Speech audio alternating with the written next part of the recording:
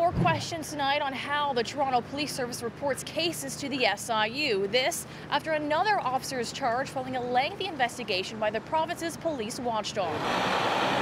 Both the SIU and Toronto Police are being very vague about the latest incident. The SIU will only say it centers around an arrest of a 23-year-old man back in November 2015. Police were called to a department on Queens Drive in North York on November 30th after getting a 911 call.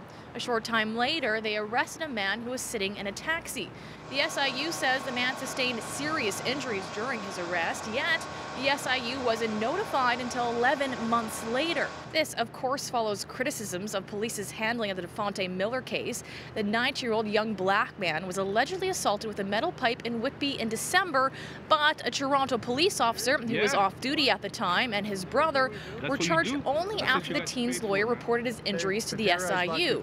Defense lawyer Michael Moon, who has worked on police brutality cases before, calls this delay troubling.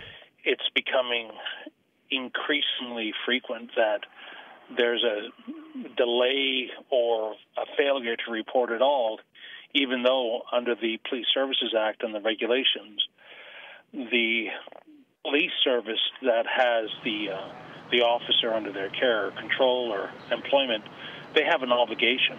They have a positive obligation to contact the SIU if an event occurs where a member of the public has been seriously injured.